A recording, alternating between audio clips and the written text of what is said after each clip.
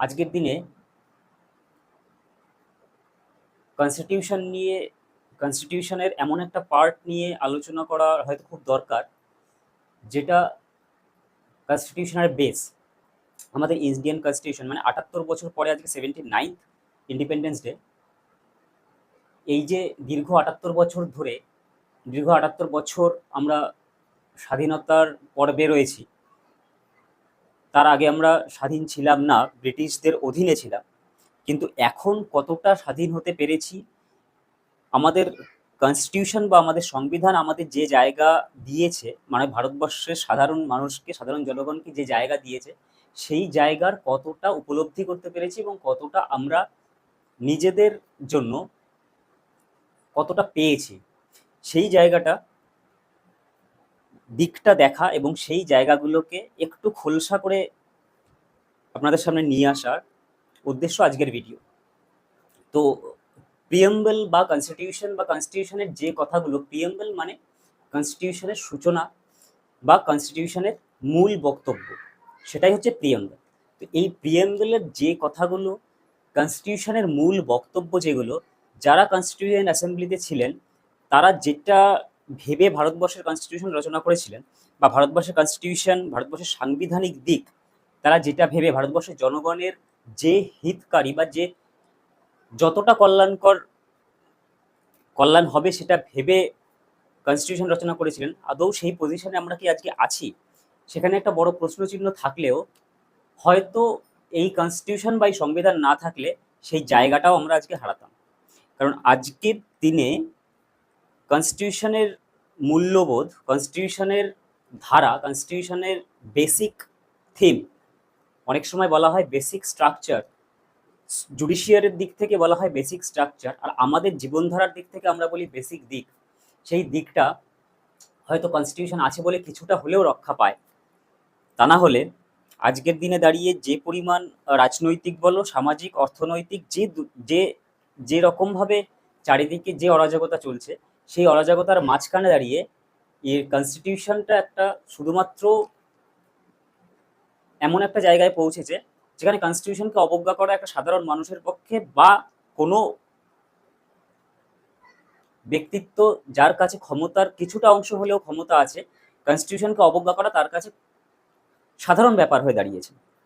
সুতরাং প্রথম কনস্টিটিউশন আমাদের যেটা বলছে, সেই কনস্টিটিউশনের সেই দিকটা, সেই জায়গাটা সকলের যেমন জানা উচিত, সেরকম আমাদের এক্সামিনেশন পয়েন্ট অফ ভিউ থেকেও যদি আমি বলি, তাহলে সেখানে তো অবশ্যই প্রয়োজনীয়, কিন্তু সাধারণ মানুষ হিসেবে আমাদের কিছুটা জানা উচিত যে সংবিধান আমাদেরকে কি বলতে। আমাদের যারা রিপ্রেজেন্টেটিভ, আমাদের যারা লিডার্স, আমরা যারা তৈরি করি, আমরা যারা আমাদের রিপ্রেজেন্টেটিভ তৈরি করি, যারা সংবিধানের লেজিসলেটিভ মানে যদি বলো যে আমাদের দেশের আইন প্রণয়নকারী, আমাদের দেশের এক্সিকিউটিভ, লেজিসলেশন এবং জুডিশিয়ারি, এই তিনটে জায়গায় যারা যারা রয়েছে তারা সঠিক কতটা, সেই জায়গাটা অন্তত বোঝা দরকার। তো প্রিয়েম্বেলের ধারণা প্রথম আমরা ইউএস এর কনস্টিটিউশন থেকে পাই। ইউএস এর কনস্টিটিউশনেই প্রিয়েম্বেলের ধারণাটা ছিল। যেহেতু আমাদের কনস্টিটিউশনকে বরোড কনস্টিটিউশন বলা হয়, আমাদের কনস্টিটিউশনকে ওয়ার্ল্ডের লেন্দি কনস্টিটিউশন বলা হয়, আমাদের কনস্টিটিউশনের কিছু বৈশিষ্ট্য, যে বৈশিষ্ট্যগুলো আছে সেই বৈশিষ্ট্যগুলো নিয়ে আমি হয়তো পরে বলবো, কিন্তু তার মধ্যে কয়েকটা উল্লেখযোগ্য বৈশিষ্ট্য হলো লেন্দি কনস্টিটিউশন, আমাদের কনস্টিটিউশন বরোড কনস্টিটিউশন, আমাদের কনস্টিটিউশন 1935-এর গভর্নমেন্ট অফ ইন্ডিয়া অ্যাক্ট, যেটা ব্রিটিশরা তৈরি করেছিল, তার কার্বন কপি হচ্ছে আমাদের ইন্ডিয়ান কনস্টিটিউশন। তো এতগুলো বাদেও কনস্টিটিউশনের মূল বক্তব্য, মূল ধারাটা কি, সেই ধারাটার মধ্যে যদি আমরা দেখি তাহলে সমস্ত কিছুই আমরা পাবো। প্রথমেই আমরা আমাদের কনস্টিটিউশনের যেটা পাই সেটা হচ্ছে we the people of India. তার মানে আমাদের কনস্টিটিউশনের সর্বোপরি, বা আমাদের কনস্টিটিউশন যেহেতু আমাদের ইন্ডিয়ান কনস্টিটিউশনকে ইন্ডিয়ান সব কিছু লয়ের সর্বোপরি ধরা হয়। যদি আমরা আইপিসি বলি বা আমরা সিপিসি বলি, বা আমরা ন্যায় সংহিতা, নতুন যে ন্যায় সংহিতা এসছে, ন্যায় সংহিতা বলি, মানে অ্যাডমিনিস্ট্রেশন বলো আর জুডিশিয়ারি বলো বা আমাদের লেজিসলেশন বলো, যত ল আছে সব লয়ের উপরে হচ্ছে একটাই ল, সেটা হচ্ছে ইন্ডিয়ান কনস্টিটিউশন। সর্বোপরি সর্বোচ্চ ন্যায় হচ্ছে কোনটা, সর্বোচ্চ আইন কোনটা, সেটা হচ্ছে আমাদের কনস্টিটিউশন। তো কনস্টিটিউশনের উপরে কেউ নেই, যা আছে আমাদের কনস্টিটিউশনের ভিতরে থেকে, কনস্টিটিউশনের নিজের অংশের ভিতরে থেকে, কনস্টিটিউশনকে অবজ্ঞা না করে কনস্টিটিউশনের মধ্যে থেকে আমাদের সমস্ত কিছু চলবে এবং সমস্ত কিছু চালাতেও হবে। এটা হচ্ছে আমাদের কনস্টিটিউশনের বেসিক থিম। তো সেখানে বেসিক থিমে দাঁড়িয়ে আমরা প্রথমেই দেখি যে কনস্টিটিউশনের প্রথম লাইন যেটা শুরু হয় সেটা বলা হয় we the people of India. তার মানে আমাদের কনস্টিটিউশনের প্রধান ভাষা, আমাদের কনস্টিটিউশন যাদেরকে উদ্দেশ্য করে দেওয়া সেটা হচ্ছে আমাদের ভারতবাসীকে, মানে আমরা নিজেরা যারা ভারতবর্ষের লোক, যারা ভারতবাসী, তারা নিজেরাই নিজেদের কনস্টিটিউশন তৈরি করছি এবং নিজেরা নিজেদের কনস্টিটিউশনকে আমাদেরকেই অর্পণ করছি। সেটা আমি লাস্টে গিয়ে দেখি, প্রিএম্বলের একদম লাস্টে। তাহলে এখানে সর্বোচ্চ কাকে ধরা হয়েছে? আমাদের এখানে সর্বোচ্চ ধরা হয়েছে we the people of India, আমাদেরকে সর্বোচ্চ ধরা হয়েছে। ভারতের কনস্টিটিউশনের সঙ্গে বাইরের দেশের কনস্টিটিউশনের মূল যেটা পার্থক্য সেটা এইখানেই, যে আমাদের সংবিধানে কোনো যদি আজকে দিনে দাঁড়িয়ে আমরা দেখি যে নেতা মন্ত্রী বা তৎসময় অ্যাডমিনিস্ট্রেটিভ কিছু কিছু অফিসার্স রয়েছে, যে বা কিছু ব্যুরোক্রেসি থেকে শুরু করে অন্য যাই কিছু থাকুক না কেন, তারা নিজেদেরকে অনেক কিছু মনে করার পরেও যেটা সর্বসাধারণের কাছে গৃহীত এবং কনস্টিটিউশনে যেটা বলা হচ্ছে সেটা হচ্ছে পিপল সব থেকে উপরে, তার উপরে কেউ নেই, তার উপরে না আছেন কোনো নেতা মন্ত্রী, না আছে কেউ, না কোনো অ্যাডমিনিস্ট্রেটিভ কোনো মানুষ। এটা সব থেকে প্রথমে জানা উচিত যে we the people of India, আমরাই সর্বেসর্বা আমাদের দেশের, এবং আমাদের কনস্টিটিউশনে সেটা বলা আছে, সেই রাইটটা দেওয়া আছে যে আমরাই সর্বেসর্বা। We the people of India having solemnly resolve to constitute, তারপরেই যেটা বলছে টু কনস্টিটিউট ইন্ডিয়া, আমরা আমাদের ইন্ডিয়াকে কনস্টিটিউট করছি। কনস্টিটিউট দ্যাট মিনস আমরা আমাদের ইন্ডিয়াকে সংবিধাত করছি, মানে সংবিধান দিচ্ছি আমাদের ইয়েকে কিভাবে, কোন জায়গায় সংবিধানটা আমরা অ্যাপ্লাই করছি। India into a sovereign socialist secular democratic republic, এই পাঁচটা টার্ম খুব ইম্পর্টেন্ট। ফার্স্ট হচ্ছে সভারেন। সভারেন কথার অর্থ কি? সভারেন্টি কি? সভারেন্টি দ্যাট মিনস আমরা ভারতবর্ষের লোক, যেদিন থেকে আমাদের এনঅ্যাক্ট হয়েছে, আমাদের সংবিধান এনঅ্যাক্ট হচ্ছে, সংবিধানের কতগুলো ডেট আছে, আমি ডেটগুলো পরপর বলবো। সংবিধান এনঅ্যাক্ট হচ্ছে, আমরা মোটামুটি একটা ডেট সবাই জানি, সেটা হচ্ছে 26 জানুয়ারি 1950, এই একটা ডেট যেখানে সংবিধান ইনঅ্যাক্টেড হয়েছিল, মানে সংবিধান জারি করা হয়েছিল ডেট। কিন্তু সংবিধান তৈরি করা হয়েছিল অন্য ডেটে, সেটা হচ্ছে 26 নভেম্বর 1949, সেই দিন সংবিধান লিখে প্রস্তুত করা হয়েছিল, সেটা এখানেও লেখা আছে। 26 ডে অফ নভেম্বর 1949 সংবিধান লিখে রেডি করা হয়েছিল, এনঅ্যাক্ট করা হয়েছিল 26 জানুয়ারি 1950, যেটা আমরা যে দিনটাকে আমরা প্রজাতন্ত্র দিবস হিসেবে পালন করি। তো কথা হলো যে এই পাঁচটা টার্মের মধ্যে আমরা কি বোঝাতে চাইছি, আমাদের কনস্টিটিউশন আমাদেরকে কি বোঝাতে চাইছে, বা আমাদের কনস্টিটিউশন আমাদের কোথায় নিয়ে যেতে চাইছে, সেটা হচ্ছে আসল বিষয়। সভারেন্টি দ্যাট মিনস আমরা কোনো দেশের অধীনে থেকে আমাদের দেশের কোনো রকমের কোনো যদি ডিসিশন মেকিং এর জায়গা থাকে, সেই ডিসিশন মেকিং কোনো দেশের আয়তায় থেকে বা কোনো দেশের চাপের মুখে পড়ে আমাদের দেশের কোনো রকমের কোনো ডিসিশন চলবে না। আজকে যেরকম যে নীতিগুলো চলছে, আজকে যেরকম সারা বিশ্ব জুড়ে একটা ট্যারিফ ওয়ার চলছে, সে ট্রাম্প যেখানে খুশি যা খুশি করছে, সবার সঙ্গে সমস্ত কিছু করছে, প্রত্যেক দেশের সঙ্গে। কিন্তু ট্রাম্পের যে নীতি, কিছুদিন আগেও আমরা দেখেছি ট্রাম্প বলছে যে ইন্ডিয়া আর পাকিস্তানের যুদ্ধকে থামিয়ে দিয়েছে ট্রাম্প, এটা নিয়েও একটা কন্ট্রোভার্সি আছে। সো এই কন্ট্রোভার্সিগুলোকে কোথা থেকে আমরা একদম নাকচ করতে পারি, সেই জায়গাটা হচ্ছে একটাই, সেটা হচ্ছে আমরা সভারেন কান্ট্রি। আমাদের উপর কোনো দেশের, কোনো রাজ্যের, কোনো বাইরের দেশ বা কোনো পাওয়ার কেউ কোনো রকমভাবে প্রেশার ক্রিয়েট করতে পারবে না যে তোমরা এই সিদ্ধান্ত নিতে তোমরা বাধ্য।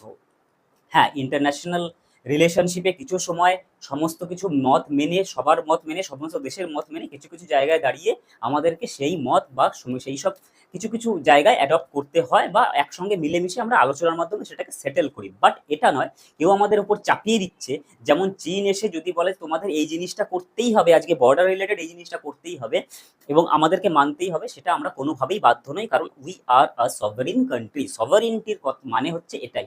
বিদেশি কোনো শক্তি বা কোনো ধরনের আন্তরিক শক্তি বলো, বিদেশি শক্তি বলো, যে কেউ হোক না কেন, আমাদের সংবিধানের উপরে, আমাদের নীতি নির্ধারণের উপরে কোনো রকমের কোনো প্রেশার ক্রিয়েট করবে না। That is sovereign. আমরা সভারেন, এই দিক দিয়ে আমরা সভারেন। যেমন ইউএনও হোক, বাইরে যে কটা অর্গানাইজেশন আছে, ইউএনও হোক, ইউএন হোক, ওয়ার্ল্ড অর্গানাইজেশন হোক, যে কোনো অর্গানাইজেশন হোক, তারা কোনো রকমভাবে কোনো সিদ্ধান্ত যদি চাপিয়ে দিতে চায় আমাদের ইন্ডিয়ার উপর, আমরা কোনোভাবেই সেই সিদ্ধান্তের উপরে কিন্তু আমাদের রাইট আছে সেটাকে নাকচ করে দেওয়ার, কারণ আমরা সভারেন কান্ট্রি।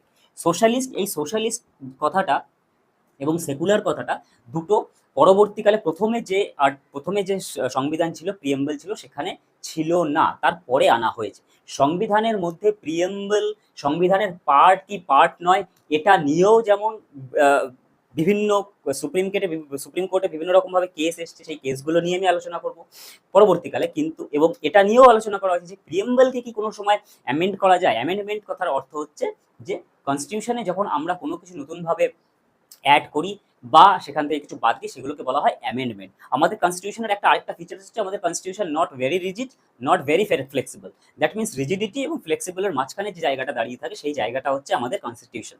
তো এই ফিচার্স যদি আমরা মেনটেন করি, তাহলে সেই ফিচার্সের জায়গায় আমরা প্রিয়েম্বলকে আমরা কনস্টিটিউশনের আন্ডারে রাখা হয়েছে। সুপ্রিম কোর্টের লাস্ট যে ডিসিশন, সেই ডিসিশনে প্রিয়েম্বলকেও বলা রয়েছে it is a part of constitution and we can amend preamble also. এবং সেই জায়গাতে দাঁড়িয়ে 42nd অ্যামেন্ডমেন্ট অ্যাক্ট 1976, যেটা সব থেকে বড় অ্যাক্ট, মানে সব থেকে বড় amendment, 42nd amendment, 42nd amendment act 1976, যেটা সব থেকে ইন্ডিয়ার সব থেকে বড় বলতে পারো অ্যামেন্ডমেন্ট, এবং যাকে মিনি কনস্টিটিউশনে বলা হয়, কারণ প্রচুর অ্যামেন্ডমেন্ট সেখানে আনা হয়েছিল। সেই অ্যামেন্ডমেন্টেই আমাদের এই দুটো ওয়ার্ড, সোশ্যালিস্ট, সেকুলার এবং ইন্টিগ্রিটি, এই তিনটে ওয়ার্ডকে প্রিয়েম্বলে অ্যাড করা হয়েছে।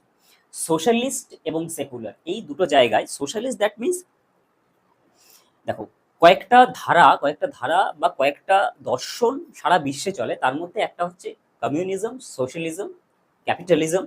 এই তিনটে মুখ্য ধারা সারা পৃথিবীতে চলে, এবং সেই হিসাবে ইকোনমিও সেই রকমভাবেই চলে। Socialist economy, Democratic economy, Marxist economy, এই তিনটে জায়গাতেই মার্কসিস্টটা ম্যাক্সিমাম কমিউনিজমের আন্ডারে পড়ে। এই তিনটে দর্শনের মধ্যেই, দর্শনের আলাদা আলাদা ভাগ যেমন আছে, দর্শন শাস্ত্র পড়লে বা যদি দর্শন মানে হচ্ছে মানুষের চিন্তা ভাবনা করার, ব্যক্তিগতটা চিন্তা ভাবনা করার প্রকৃতি কিরকম, সেটা হচ্ছে দর্শন।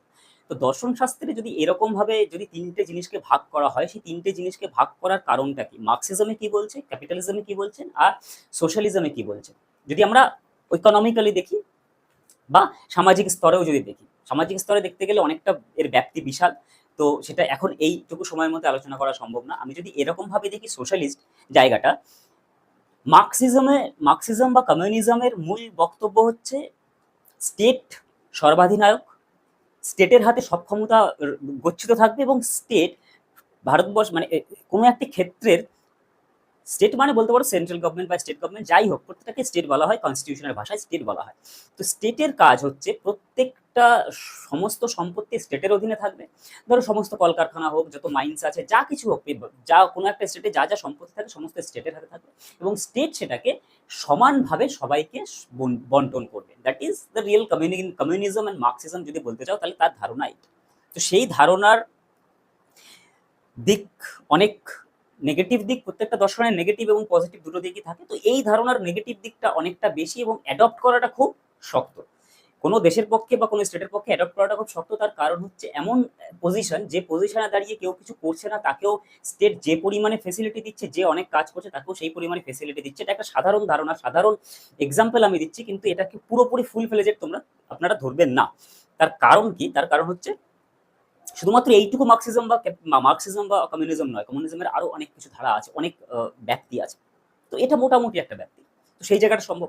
সোশ্যালিজম কি বলছে? সোশ্যালিজম বলছে হ্যাঁ, সোশ্যালিজমের দুটো জায়গা খুব ইম্পর্টেন্ট। সেটা হচ্ছে আমি মার্কসিজমের মতো বন্টনও করব, আবার প্রাইভেটাইজেশনের মতো, মানে ক্যাপিটালিজমের মতো, যারা ক্যাপিটালিস্ট রয়েছে বা যারা ইন্ডাস্ট্রিয়ালিস্ট রয়েছে, তারা যদি নিজেদের উদ্যমে কিছু করে বেশি সমাজের একটা উন্নত রাস্তায় পৌঁছয় বা উন্নত জায়গায় পৌঁছয়, তাহলে তাকে আমি বাধা দেব না। দ্যাট ইজ সোশ্যালিস্ট, একদম সোশ্যালিজমের মূল বক্তব্য। সোশ্যালিজমের মূল বক্তব্য প্রথম থেকে নেহেরু কংগ্রেস বলতে পারো, বা কংগ্রেসের প্রথম দিকের নেতারা যারা ছিল, মানে প্রাথমিক কংগ্রেস, মানে তখন তো আর তেমন কোনো আজকের মতো আঞ্চলিক পার্টি বা তেমন কোনো বড় কোনো পার্টি ছিল না। তো স্বাধীনতার আগে বলো বা স্বাধীনতার কিছুকাল পর্যন্ত, পরের কিছুকাল পর্যন্ত জওহরলাল নেহেরুর বিশেষ করে সোশ্যালিজমের উপরে বেশি এমফ্যাসিস ছিল জওহরলাল নেহেরু। তিনি এবং তার কংগ্রেস সেই সময় সোশ্যালিজমকে খুব গুরুত্ব দিয়েছিলেন এবং সোশ্যালিজমকেই ইন্ডিয়ার মুখ্য ধারা হিসাবে আমরা ধরে নিয়েছি এবং কনস্টিটিউশনে যেহেতু বলা রয়েছে সোশ্যালিস্ট হবে, সেহেতু সোশ্যালিজমকেই আমরা ধরে নিয়েছি। সোশ্যালিজমের যেটা বললাম, সোশ্যালিজমের মূল ধারা হচ্ছে আমরা দুটো জিনিসকেও নিয়ে চলবো, মার্কসিজমকে নিয়েও চলবো কিছু কিছু ক্ষেত্রে এবং কিছু কিছু ক্ষেত্রে ক্যাপিটালিজমকে নিয়েও চলবো। এটা হচ্ছে সোশ্যালিজমের ধারণা। Socialist, secular. সেকুলার দু রকমের হয়, একটা হচ্ছে রিজিড সেকুলার, একটা হচ্ছে আমাদের দেশে যে সেকুলারিজম চলে সেই রকম সেকুলার। সেকুলার কথাটা বলতে গেলে এখন অনেক রকমের প্রশ্ন, অনেক রকমের বিদ্বেষ, ধারা বিদ্বেষ সারা দেশ জুড়ে এখন যে পরিস্থিতি সেকুলারিজমের, যে করুণ পরিস্থিতি, সেই পরিস্থিতিটাকে কিন্তু আমি এড়িয়ে গিয়ে স্বচ্ছভাবে একটা কথা বলতে চাইছি, সেটা হচ্ছে সেকুলারিজম দ্যাট মিনস যেখানে সরকার, গভর্নমেন্ট কোনো রকমের কোনো কারো ধর্মের উপরে কোনো রকমের কোনো ইন্টারফারেন্স করবে না। যদি আমি হিন্দু হয়ে থাকি, যদি আমি হিন্দু হয়ে মাথায় টিকা লাগাই, মাথায় মানে তিলক পরি, মন্দিরে যাই, তাহলে যতটা আমার যতটা রাইট ইন্ডিয়াতে আছে এগুলো করার, ততটা রাইট একটি মুসলিম বা একটি জৈন, একটি বৌদ্ধ, তাদের যে রিচুয়ালস গুলো আছে সেটাকেও সরকার সমানভাবে প্রমোট করবে। কাউকে কোনো রকম ভাবে ডিপ্রাইভ করা যাবে না, কোনো দিক দিয়েই নয়। রিলিজিয়াস পয়েন্ট থেকে সবাইকে সমান চোখে দেখবে। আরেকটা সেকুলারিজম যেটা বাইরের কান্ট্রিতে চলে, ইউএসএ তে বিশেষ করে চলে, ইউএসএ, ব্রিটেন, সেখানে হচ্ছে সেকুলারিজম দ্যাট মিনস ধর্মের প্রতি বা চার্চের প্রতি গভর্নমেন্টের কোনো রায়ই থাকবে না। গভর্নমেন্ট আর চার্চ, গভর্নমেন্ট এবং ধর্ম পুরোপুরি সম্পূর্ণ আলাদা। ধর্ম যেটা বলছে সেটা বলছে আলাদাভাবে, গভর্নমেন্টের সঙ্গে তার কোনো রিলেশন নেই। কিন্তু আমাদের দেশে যেটা হয় সেটা হচ্ছে গভর্নমেন্ট সবাইকে সমানভাবে প্রায়োরিটি দেবে। আজকে যদি রাম মন্দির করা হয়, রাম মন্দিরের যদি করা হয়, সেখানে যতটা যদি গভর্নমেন্ট সেরকমভাবে বলতে পারে যে হ্যাঁ এটা করতে হবে, তো মসজিদ করার ক্ষেত্রেও গভর্নমেন্টকে ততটাই ইনিশিয়েটিভ নিতে হবে যতটা রাম মন্দির করার ক্ষেত্রে গভর্নমেন্ট ইনিশিয়েটিভ নিয়েছেন। তো এই এই একটা বেসিক মানে একদম পরিষ্কার পরিচ্ছন্ন ধারণা হচ্ছে আমাদের সেকুলারিজমের, যেখানে কোনো ধর্মের লোকেদের উপরই কোনো রকমের অপ্রেসিভ পলিসিস এবং কোনো রকমের কোনো ডিসক্রিমিনেশন আমরা করতে পারবো না। Democracy and Republic. Democratic that means গণতন্ত্র, প্রথমেই বলেছি, এটা আমাদের অ্যাকচুয়ালি অ্যাডাল্ট ফ্র্যাঞ্চাইজিস থেকে আসে, যে আমাদের নির্বাচিত সরকার আমাদের লেজিসলেশনে, এক্সিকিউটিভে তারাই থাকবে। আমরা ডিরেক্টলি অথবা ইনডিরেক্টলি আমাদের সরকারকে আমরা গঠন করব। রিপ্রেজেন্টেটিভ পার্লামেন্টের সিস্টেম, যেহেতু আমাদের আমাদের পার্লামেন্টারি সিস্টেমটাকে, যেমন আমার পার্লামেন্টের লেকচারে আছে, আমার পার্লামেন্টারি লেকচারে বলা আছে যে পার্লামেন্টারি সিস্টেমটাকে আমরা রিপ্রেজেন্টেটিভ পার্লামেন্টারি সিস্টেম বলি। দ্যাট মিনস আমরা ভোট দেব যাদেরকে, সেই লোকগুলো ওখানে গিয়ে লেজিসলেশন, পার্লামেন্টের যারা আইন প্রণয়ন করে তাদেরকে বলা হয় লেজিসলেচার। মানে পার্লামেন্টে যদি ধরো যারা মেম্বার অফ পার্লামেন্ট, এমপি, আমাদের ভোটের মাধ্যমে তারা যাবে, আমাদের ভোটের মাধ্যমে গিয়ে আমাদের হয়ে তারা কথা বলবে, আমাদের রিপ্রেজেন্টেটিভ হয়ে তারা কথা বলবে। এই জন্য রিপ্রেজেন্টেটিভ পার্লামেন্টারি সিস্টেম বলা হয়। এবং এই রিপ্রেজেন্টেটিভ পার্লামেন্টারি সিস্টেমটাই হচ্ছে আমাদের এখানকার ডেমোক্রেসি। তার মানে আমাদের প্রত্যেকের নিজেদের পার্সোনাল রাইট আছে যে আমরা ভোট দেব এবং ভোট দিয়ে একজন রিপ্রেজেন্টেটিভকে দাঁড় করাবো, যারা আমাদেরই কথা শুনে আমাদের ভোটের মাধ্যমে নির্বাচিত হবেন এবং তারা গিয়ে আমাদের কথাই পার্লামেন্টে রাখবে এবং সেই অনুযায়ী আমাদের কি কি দরকার সেই অনুযায়ী লেজিসলেশন তৈরি হবে এবং এক্সিকিউটিভরা সেগুলোকে তারপরে চালু করবে। That is. আর যদি প্রেসিডেন্টশিপের কথা বলি, যদি তারপরে আমি রিপাবলিকের কথা বলি, সেই রিপাবলিক কথাটা মানে হচ্ছে ওই রকম যে সেখানেও এই ডেমোক্রেটিক পার্টটা এবং এই ভোটিং সিস্টেমটা, রিপাবলিক পার্টটা সেই জায়গাতে আসবে ডিরেক্টলি অথবা ইনডিরেক্টলি যে শাসন। রিপাবলিক দ্যাট মিনস সর্বময় কর্তা ইলেক্টেড হবে। যেমন ব্রিটেনে আমরা মনার্কি দেখি, সেখানে সর্বময় কর্তা রানী বা রাজা, কিং বা কুইন, এই জায়গাটা দেখি। কিন্তু আমাদের দেশের মানে সর্বোচ্চ পদ যেটা, সেটা হচ্ছে প্রেসিডেন্টের পদ। কিন্তু সেটাও কিন্তু ইলেকশন হয়ে হয়। প্রেসিডেন্টের পদ এমনি হয় না, ইলেকশন হয়। আমরা যাদেরকে ডিরেক্ট ইলেকশন করি তারা ইলেক্ট করে প্রেসিডেন্ট, তাদের ইলেকশনের মাধ্যমে প্রেসিডেন্ট ইলেক্টেড হয়। দ্যাট মিনস কি অলরেডি জায়গাটা এরকম দাঁড়ালো না কি যে আমরাই তৈরি করলাম, কিন্তু ইনডিরেক্ট ইলেকশনের মাধ্যমে তৈরি করলাম। কারণ আমরা যাদেরকে রিপ্রেজেন্টেটিভ পাঠাচ্ছি ইলেকশন দিয়ে, তারাই যদি কাউকে নির্বাচন করে, দ্যাট মিনস আলটিমেটলি আমরাই তাকে ইলেক্ট করলাম। তো সুতরাং প্রেসিডেন্টশিপের ক্ষেত্রে বা সর্বোচ্চ নায়কের ক্ষেত্রে দেশের যে জায়গাটা আসে, সেই জায়গাটাকে আমরা এখানে রিপাবলিক কান্ট্রি হিসেবে আমরা দেখতে পাই। তারপরে বলছে এগুলো তো বেসিক সেন্স, এগুলো হচ্ছে কনস্টিটিউশনের বেসিক সেন্স। যে এই রকম কনস্টিটিউশন হবে এবং ইন্ডিয়ার চরিত্র এরকম হবে, এবং বেসিক ফিচার্স এগুলোকেই, বেসিক স্ট্রাকচার, বেসিক ফিচার্স কনস্টিটিউশনের সুপ্রিম কোর্ট এগুলোকেই বলেছে যে এগুলোই হচ্ছে ইন্ডিয়ার বেসিক ফিচার্স, এখানে কোনো রকমভাবে হাত দেওয়া যাবে না, যা খুশি অ্যামেন্ডমেন্ট করো, কোনোভাবে এইসব জায়গাগুলোতে হাত দেওয়া যাবে না। তারপরে কি বলছে, এইগুলো তো করতেই হবে, কনস্টিটিউট ইন্ডিয়া ইন্টু এতগুলো জিনিস করতে হবে, এবং অলসো টু সিকিউর, এবং সিকিউরও করতে হবে কি কি জিনিস। ফার্স্ট হচ্ছে জাস্টিস, 3 রকমের জাস্টিসের কথা বলা রয়েছে এখানে, কিন্তু খুব ইম্পর্টেন্ট, 3 রকমের জাস্টিসের কথা বলা রয়েছে। ডিপিএসপি তে 2 রকমের বলা রয়েছে, ডিপিএসপি তে 2 রকমের বলা রয়েছে, কোশ্চেনটা আসে। সোশ্যাল, ইকোনমিক্যাল এবং পলিটিক্যাল, 3 ধরনের জাস্টিসের কথাই আমাদেরকে, 3 ধরনের জাস্টিস আমাদের পাওয়ার যোগ্যতা আছে, মানে আমাদেরকে দিতে হবে।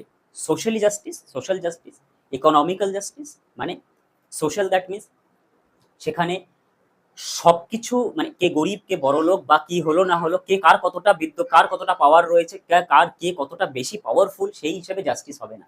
সো কোর্টের কাছে যখন কোনো যখন কেউ যাবে, মানে দ্যাট মিনস সে কনভিক্ট হয়েছে, তাকে তার সোশ্যাল অব্লিগেশনের বাইরে দাঁড়িয়ে, তাকে তার সোশ্যাল পাওয়ার বা তার ডিগনিটির বাইরে দাঁড় করিয়ে তাকে দেখতে হবে যে সে অপরাধী কি না। কিন্তু আজকের দিনে দাঁড়িয়ে এই জায়গাটা, কনস্টিটিউশনের কতগুলো জিনিস আজকের দিনে দাঁড়িয়ে হয়তো সেগুলো নিছক একটা হাস্যকর জায়গায় পৌঁছে গেছে, কিন্তু কনস্টিটিউশন যেহেতু সর্বোচ্চ ন্যায়, বা সর্বোচ্চ আদালত যদি বলো, সর্বোচ্চ আইন যদি বলো, তাহলে কিন্তু এগুলো মানা অবশ্যই প্রত্যেক ভারতীয়র উচিত। এবং যার জন্য জুডিশিয়ারিকে আলাদা পার্টে রাখা রয়েছে, জুডিশিয়ারিকে এরকম ভাবে আলাদা পার্টে এই জন্যই রাখা রয়েছে যে কনস্টিটিউশন যাতে কোনোভাবেই হ্যাম্পার্ড না হয়, কনস্টিটিউশনের প্রত্যেকটা ভাষা যেন ঠিকঠাক থাকে। কিন্তু আজকের দিনে দাঁড়িয়ে জুডিশিয়ারিটাও কিছু কিছু জায়গায় খুব হতাশ করছে আমাদেরকে। তো সোশ্যালি সবাইকে সমান জায়গায়, সবাইকে জাস্টিস দেওয়া দরকার, জাস্টিস দিতে হবে, সে বড় লোক হোক, গরিব লোক হোক, সে এসসি হোক, এসটি হোক, জাত ভেদে জেনারেল কাস্টের হোক, ওবিসি কাস্টের হোক, যে যা কিছুই হোক না কেন, জাস্টিস সবার জন্য সমান। এবং এই ইকুয়াল জাস্টিসের কথা আমরা কোথায় দেখি? ইকুয়াল জাস্টিসের কথা আমরা দেখি আর্টিকেল 14-এ দেখি, আর্টিকেল 15-এ দেখি, আর্টিকেল 16-এ দেখি, যেগুলো আমাদের ফান্ডামেন্টাল রাইট, সেখানে দেখি আমরা ইকোনমিক্যাল অবশ্যই, ইকোনমিক্যাল জাস্টিস এবং political justice. Economical justice that means সমাজের প্রত্যেকটা স্তরে যারা, আমি আজকে একটা কোম্পানি এস্টাবলিশ করলাম, আমার কাছে প্রচুর টাকা থাকবে, অবশ্যই আমার কাছে যেরকম প্রচুর টাকা থাকবে, সেরকম আমাকে টাকার কিছুটা অংশ ট্যাক্স দিতে হবে, যে ট্যাক্সের টাকায় যারা সমাজের নিম্ন স্তরের লোক, গভর্নমেন্ট তাদের জন্য কিছুটা অন্তত হলেও তাদের লাইভলিহুডের জন্য করতে পারে। দ্যাট ইজ ইকোনমিক্যাল জাস্টিসের কথা বলা হয়েছে। ইকোনমিক্যাল জাস্টিস কিন্তু এই জায়গাটা দাঁড়িয়েই বলা হয়েছে কনস্টিটিউশনে। এবং পলিটিক্যাল জাস্টিস, পলিটিক্সে সবাইকে সমান অধিকার দেওয়ার দরকার আছে। পলিটিক্স এরকম হবে না যে একটা মাত্র শ্রেণী পলিটিক্স করবে, বাদ বাকি কোনো শ্রেণী পলিটিক্সে জয়েন করতে পারবে না বা কিছু করতে পারবে না। পলিটিক্স সবার জন্য খোলা রয়েছে, কিছু কিছু ক্রাইটেরিয়া রয়েছে, সেই ক্রাইটেরিয়াগুলো যদি ফুলফিল হয় তাহলে পলিটিক্স সবার জন্য ওপেন। কোনো জাতিভেদ, ধর্মভেদ, অন্য কোনো রকমের ভেদাভেদ সেখানে কিন্তু আসবে না।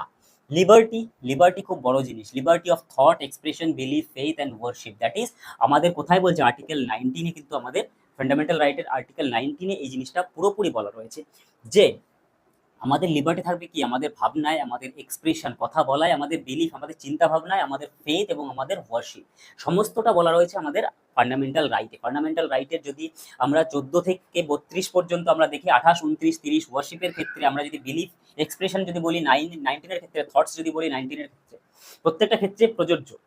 আমরা ইকুয়ালিটি, এবার লিবার্টিতে প্রবলেম কি হয়? লিবার্টি অনেকে অনেক রকম ভাবে লিবার্টি মনে করে। কেউ মনে করে রাস্তায় গাড়ি চালানোটা এবং ফুটপাতে যারা শুয়ে রয়েছে তাদের উপর থেকে গাড়ি চালানোটাও লিবার্টি। এই জায়গাটাই আমাদেরকে বুঝতে হবে যে না, আমাদের অ্যাকচুয়াল লিবার্টি কোনটা, এটা আমাদের লিবার্টি নয়। লিবার্টি ততক্ষণ পর্যন্ত আমাদের কাছে থাকবে যতক্ষণ পর্যন্ত সেটা কাউকে হ্যাম্পার করছে না বা কারো ক্ষতি করছে না, সেটাই আমাদের লিবার্টি। অনেক সময় লিবার্টি এই জায়গাটাই কি দাঁড়ায় যে আমরা অন্যের ক্ষতি করি, সেরকম লিবার্টি আমাদের কনস্টিটিউশন অ্যালাউ করে না। ঠিক আছে? Equality of status and opportunity and to promote among them all. Equality যেটা বললাম, ইকুয়ালিটি, আবার সেই ইকুয়ালিটি, দ্যাট মিনস আর্টিকেল 14-এ ইকুয়ালিটি, সবাই সব জায়গায় সমান, সবাইকে সমান চোখে, আইনের চোখে তো অবশ্যই সমান চোখে দেখতে হবে। Status and opportunity and to promote among them all. Status এবং অপরচুনিটি এই দুটো জায়গায় ইকুয়ালিটি, মানে অপরচুনিটি দ্যাট মিনস স্টেটাসের ক্ষেত্রেও, যেমন আগে আমাদের কনস্টিটিউশন যখন ছিল না, তখন কি হয়েছিল? তখন প্রবলেমটা ছিল যে যেখান থেকে বি আর আম্বেদকর নিজে দাঁড়িয়ে থেকে যে জিনিসটা ফিল করতে পেরেছিল, জাতিভেদ আমাদের দেশে যে পরিমাণে জাতি ধর্ম নিয়ে যে ধরনের অন্যায় অবিচার হতো, সেই জায়গাটা যাতে না থাকে, সেই জায়গাটার জন্য এই ইকুয়াল স্ট্যাটাসটা দেওয়া আমাদের দেশের কনস্টিটিউশনে রাখাটা খুব ইম্পর্টেন্ট হয়ে গেছে।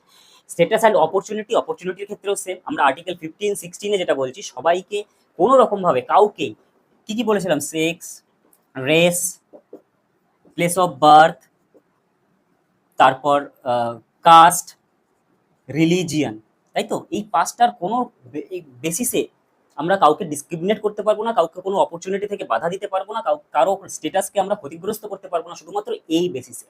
হ্যাঁ, কিছু কিছু জায়গায় গভর্নমেন্ট অবশ্যই আপলিফ্ট করবে এসসি, ওবিসি, এদেরকে এসটি, এদেরকে বিশেষ ক্ষমতা পাইয়ে দেওয়ার জন্য, এদেরকে একটু সমাজের মূল স্রোতে ফিরিয়ে আনার জন্য তাদেরকে এক্সট্রা ফেসিলিটি দেওয়া হবে, কিন্তু বাদ বাকি কোনো জায়গাতে কারোর সঙ্গেই, সবার সঙ্গেই ইকুয়ালিটি স্ট্যাটাস দেখাতে হবে। ফ্র্যাটার্নিটি, ইকুয়ালিটি এবং লিবার্টি, তিনটে মোটামুটি একই জায়গায়। ফ্র্যাটার্নিটি সেই জায়গাতেই আসে যেখানে নিজেদের মধ্যে ভ্রাতৃত্ববোধ, নিজেদের মধ্যে ভাইচারা আমরা এস্টাবলিশ করতে চাই, সেখানেই কিন্তু ফ্র্যাটার্নিটি আসে। এই ফ্র্যাটার্নিটির মধ্যে যে জিনিসটা রয়েছে ইন্টিগ্রিটি, ফ্র্যাটার্নিটির মধ্যে দুটো জিনিস রয়েছে, একটা হচ্ছে ইউনিটি, একটা হচ্ছে ইন্টিগ্রিটি। এই ইন্টিগ্রিটিটাও কি বললাম, 42nd amendment act, assuring the dignity of the individual and the unity. আমাদের সবার মধ্যে ইউনিটি আনতে হবে। এর মধ্যে সব থেকে ইম্পর্টেন্ট ফিচার সেটা হচ্ছে সিঙ্গেল সিটিজেনশিপ। আমাদের ইন্ডিয়াতে সিঙ্গেল সিটিজেনশিপ রাখা হয়েছে এই পার্টিকুলার এই জায়গায় দাঁড়িয়ে, যে আমাদের মধ্যে, নিজেদের মধ্যে, আমাদের যতগুলো রাজ্য, যতগুলো ভাষাভাষী, আমরা ওই যে বলে না, ইউনিটি বিহাইন্ড ডাইভার্সিটি, সেই জায়গায় দাঁড়িয়ে কিন্তু সমগ্র এতগুলো ভাষা, এতগুলো জাতি, এতগুলো ধর্ম, তা সত্ত্বেও আমরা যে একসঙ্গে রয়েছি, that is our constitution, that is the base of our constitution, fraternity. আমরা আজকে বাঙালি, আমরা আজকে যারা হিন্দি ভাষাভাষীর লোক, যারা আজকে পাঞ্জাবি, যারা আজকে মারাঠি, যারা আজকে নেপালি, গোর্খা, যারা আজকে ওড়িয়া, যারা সাউথ ইন্ডিয়ান, তামিল, যারা কন্নড়, প্রত্যেকে একসঙ্গে মিলে একটা দেশ তৈরি করেছে। সেই দেশটা যেন সবসময় একই রকম থাকে এবং সেই দেশের মধ্যে যেন ইউনিটি থাকে এবং ইন্টিগ্রিটি থাকে, সেটা অবশ্যই আমাদের কর্তব্য। আমাদের কনস্টিটিউশনে যেহেতু বলা রয়েছে, আমাদের অবশ্যই কর্তব্য সেটাকে পালন করা। এইভাবে আমাদের নেশনের বেস তৈরি হয়, এটা হচ্ছে আমাদের নেশনের বেস। বাট আজকের দিনে দাঁড়িয়ে এর অনেকগুলো জায়গাতেই আমরা কিছু কিছু ফল্ট পাই, যে ফল্টগুলো থেকে মনে হয় যে আজকে হয়তো কনস্টিটিউশনটা অনেকটা রিস্কি জায়গায় পৌঁছে গেছে, যেহেতু জুডিশিয়ারি বা এক্সিকিউটিভ বা লেজিসলেশন এমন কিছু কিছু লোকের হাতে গিয়ে পড়েছে, যেটা কনস্টিটিউশনের ক্ষেত্রে কিন্তু খুব মারাত্মক জায়গা। আমাদেরকে এগিয়ে এসে ভাবতে হবে যে আমাদের কনস্টিটিউশন যে কথাগুলো বলে, সেই কথাগুলো কি সত্যি, আমরা যে জিনিসগুলো আমাদের জন্য বলে, সত্যি কি আমরা সেই জিনিসগুলো এতদিন ধরে পেয়েছি নাকি পাইনি? যদি না পেয়ে থাকি, তাহলে অবশ্যই কি এটা আমাদের পাওয়া উচিত নয়? অবশ্যই পাওয়া উচিত, কারণ কনস্টিটিউশনের উপরে কেউ যেতে পারবে না। এবং আমরা এইটা জানি না বলেই হয়তো আমাদের রাইট কি, আমাদের প্রপার রাইট কি, আমাদের ফান্ডামেন্টাল রাইট কি, আমাদের ফিচার্স, আমাদের কনস্টিটিউশনের ফিচার্সের মধ্যে দুটো রাইট খুব ইম্পর্টেন্ট। একটা হচ্ছে ফান্ডামেন্টাল রাইট 14 থেকে 32, তারপরে 33 থেকে 51, দ্যাট মিনস ডিপিএসপি, তারপরে 51A যেটা আমাদের ডিউটি। এই কয়েকটা জিনিস কিন্তু খুব ইম্পর্টেন্ট, কারণ এইগুলো যদি আমরা না জানতে পারি, আজকের দিনে দাঁড়িয়ে আমরা যেভাবে ডিপ্রাইভ হচ্ছি, কিন্তু আমাদের নেক্সট জেনারেশনকে আমরা একটা এমন সমাজ দিয়ে যাবো, যে সমাজটা তাদের জন্য কোনো রকমভাবেই কাম্য নয়। কারণ তারা আমাদের কাছ থেকে এক্সপেক্ট করেছিল যে আমরা যেন ঠিকঠাক রাখি আমাদের সমাজ এবং আমাদের চেতনা, আমাদের কনস্টিটিউশন, আমাদের দেশের আইন, আমাদের দেশের গর্ব, যেটা তাকে কনস্টিটিউশনকে আজকে দিনে দাঁড়িয়ে আমাদের ইন্ডিয়াতে বা আমাদের পশ্চিমবঙ্গের ক্ষেত্রে যদি আমি দেখি, পশ্চিমবঙ্গের লোকাল ট্রেনে তো ম্যাক্সিমাম সবাই পিএইচডি বা স্কলার আছে। তাদের প্রত্যেকের মুখে একটাই জিনিস থাকে, সেটা হচ্ছে, যেহেতু আমি এখান থেকে সচক্ষে দেখি বা মানে নিজের কানে শুনি, তারা প্রত্যেকে স্কলার। আমি একটাই কারণে বললাম পিএইচডি এবং স্কলার, একটাই কারণে বললাম, কারণ তারা সমস্ত বিষয়ে জ্ঞান রাখেন, তারা সমস্ত কিছু জানেন। যে তারা মাঝে মাঝে এমনও কমেন্ট করেন যে constitution is not good for us. Constitution যিনি তৈরি করেছিলেন, তিনি হয়তো মানে তারা তাদের কাজ ঠিকঠাক করে যাননি, তাই জন্য হয়তো আজকে এই অবস্থা। আমি দাঁড়িয়ে একটা কথাই বলতে চাই, যদি এই কনস্টিটিউশন না থাকতো, তাহলে ইন্ডিয়াতে যে ইন্ডিয়ান হিসেবে বেঁচে থাকা না, যে এই যে জায়গায় এখনো পর্যন্ত আমরা কিছু কথা বলতে পারছি, কিছু ভয়েস রেইজ করতে পারছি, সেটা পারতাম না। নর্থ কোরিয়ার মতো অবস্থা হতো। যে নেতারা, যে পাওয়ারফুল লোকেরা আজকে দেশটাকে এইভাবে নিয়ে যাচ্ছে, তাদের সামনে কথা বলার মতো তাদের কোনো জায়গা থাকতো না, যদি এই কনস্টিটিউশন না থাকতো। সুতরাং যা কিছু করুন আপনারা, যা কিছু বলুন, কিন্তু কনস্টিটিউশনের এগেইনস্টে কোনো কথা বলবেন না। তার কারণ একটাই, কনস্টিটিউশনটা এমনভাবে রচিত যে নেতারা চাইলেও আমাদের দেশকে কিছু করতে পারবে না, আমাদের সঙ্গে তেমন কিছু করতে পারবে না, যদি আপনি ঠিকঠাক করে জানেন আপনার কি রাইট আছে, কি পাওয়ার আছে, কি আছে। সুতরাং এই ডেটে দাঁড়িয়ে আমরা তারপরে বলছি 26th ইন আওয়ার কনস্টিটিউয়েন্ট অ্যাসেম্বলিতে 26th ডে অফ, আমি আগেই বলেছি 26 নভেম্বরে আমাদের কনস্টিটিউশন অ্যাডপ্ট করা হয়েছিল, এনঅ্যাক্ট করা হয়েছিল, এবং এই তারপরে এনঅ্যাক্ট কবে করা হয়েছিল? 26 জানুয়ারি 1950-তে।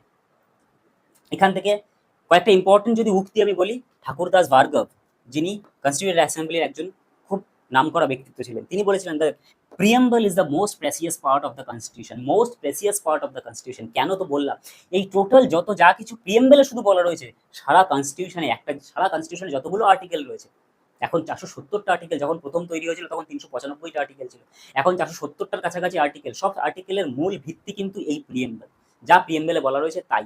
এবং বেসিক স্ট্রাকচার যদি বলি কনস্টিটিউশনের, সেটাও এটাই।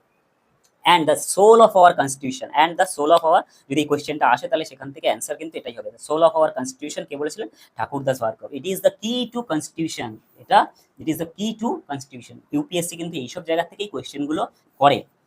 ইট is the jewel set of constitution. Thakurdas Bhargava এই কথাগুলো বলেছিলেন আমাদের প্রিয়াম্বলের জন্য। এবং আমাদের এই প্রিয়াম্বল কোথা থেকে এসেছিল? আমাদের এই প্রিয়াম্বল এসেছিল অবজেক্টিভ রেজলিউশন 13 ডিসেম্বর 1946-এ, যে অবজেক্টিভ রেজলিউশন আনা হয়েছিল, সেই অবজেক্টিভ রেজলিউশন প্রধান উদ্যোক্তা ছিলেন জওহরলাল নেহেরু, এবং এখানে অ্যাডপ্ট করা হয়েছিল 22 জানুয়ারি 1947 থেকে। এই অবজেক্টিভ রেজলিউশনের উপরে কাজ করা শুরু হয়েছিল। ঠিক আছে, এই হচ্ছে আমাদের আজকের দিনে, স্বাধীনতার দিনে দাঁড়িয়ে আমাদের এইটুকু বোঝা যে আমরা আমাদের কনস্টিটিউশনকে কতটা জানতে পারছি, আমাদের কনস্টিটিউশনকে কতটা জানতে পেরেছি, এবং আমাদের কনস্টিটিউশনকে না জানার ফলে আমরা কোথায় কোথায় ডিপ্রাইভ হচ্ছি, এটা অবশ্যই জানা উচিত। তাহলে হয়তো স্বাধীনতার পূর্ণ স্বাদ, যেটা আমাদের কনস্টিটিউয়েন্ট অ্যাসেম্বলির লোকেরা, মানে আমাদের কনস্টিটিউয়েন্ট অ্যাসেম্বলির তখনকার গ্রেট মহান ব্যক্তিত্বরা আমাদেরকে বলে গিয়েছিলেন, আমাদেরকে জানিয়ে গেছিলেন, সেটা হয়তো আমরা সম্পূর্ণ স্বাদটা পাবো। আজকে এইটুকুই, এবং পরবর্তীকালে আমি কনস্টিটিউশনের ফিচার্স নিয়ে আসবো। সেখানে ফিচার্সের মধ্যে কিছু কেস, এবং এই প্রিয়াম্বল নিয়ে কতগুলো কেস রয়েছে, যেমন বেরুবারি কেস, যেমন কেশবানন্দ ভারতী কেস, এটা নিয়ে আমি ডিটেলসে পরে আলোচনা করবো। আজকের জন্য এটুকু, থ্যাংক ইউ।